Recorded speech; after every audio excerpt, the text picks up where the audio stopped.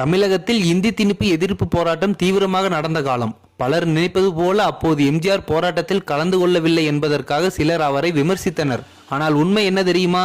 திமுக தலைமையே கலைஞர்களுக்கு விலக்கு கொடுத்தது. கலைஞர்கள் சிறையிலே போய்விட்டால் நம் கலைத்துறை 15 ஆண்டுகள் பின்தங்கிவிடும் என்று அண்ணா தெளிவாக கூறினார். எம்ஜிஆரும் அண்ணாவின் முடிவை மதித்து போராட்டத்தில் நேரடியாக கலந்து கொள்ளவில்லை. ஆனால் அதற்கு முன்பே எம்ஜிஆர் சிறை சென்றிருந்தார். இந்த விஷயம் பொதுவாக அதிகம் பேசப்படாத ஒன்று.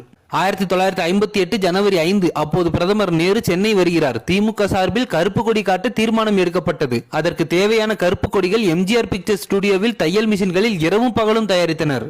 போராட்ட தினத்துக்கு 2 நாட்கள் முன்னதாகவே எம்ஜிஆர் நள்ளிரவில் கைது செய்யப்பட்டார். அவருடன் KR Ramasamy, TV Narayanasamy, SS Rajendran உள்ளிட்ட பலரும் கைது. முதலில் சைதாப்பேட்டை காவல் நிலையம், அடுத்த நாள் சென்னை மத்திய சிறை. எம்ஜிஆர் அப்போது ஏற்கனவே ஒரு சூப்பர் ஸ்டார். ஆனால் சிறைச்சாலையில் கிடைத்தது சிவப்பு அரிசி சோறு, மண்பானை தண்ணி, இருமூளை அறை. மூளையில் 2 சட்டி. அதுதான்